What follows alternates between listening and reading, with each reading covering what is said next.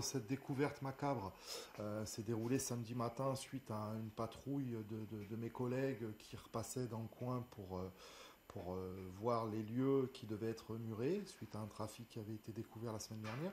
À la découverte de ces affiches et de cette mise en scène macabre, parce qu'on peut voir une corde accrochée au plafond avec des mots assez forts en demandant une incitation au suicide pour mes collègues.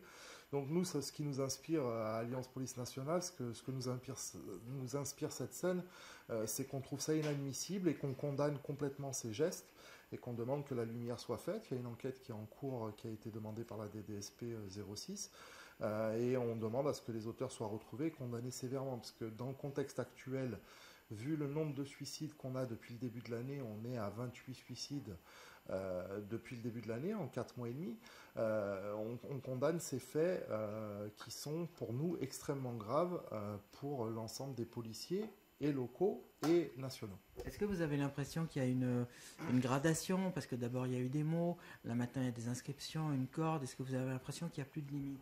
Voilà, tout à fait. Alors effectivement, la police, en général, est pas tout le temps appréciée de la part de la population.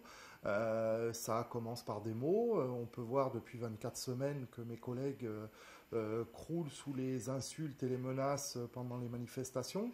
Et puis là, on découvre maintenant une nouvelle forme de menaces et d'incitation au suicide avec des inscriptions, avec des cordes, avec des mots forts comme container à policiers, décharge de policiers.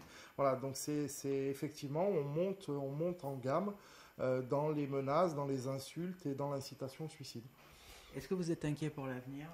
Tout à fait. Alors, on est inquiet pour nos collègues en priorité, dans le sens où, voilà, comme je vous ai dit, il y a 28 suicidés et 28 collègues qui se sont suicidés depuis le début de l'année.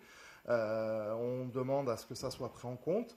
Alors, au niveau de ces condamnations dont on vient de parler, mais aussi sur la prise en charge de la hiérarchie et de l'État concernant le management, les risques psychosociaux qu'on peut avoir dans la police, parce que actuellement, être policier, c'est devenu difficile dans le contexte actuel. Voilà, on a des difficultés à annoncer à la population qu'on est policier dans la vie de tous les jours parce que justement on se sent menacé, on se sent agressé, voilà, et on découvre cette scène macabre ce week-end qui fait que mes collègues ont un ras-le-bol de toute cette haine anti-flic qu'il peut y avoir au niveau national et encore plus au niveau local depuis ce week-end.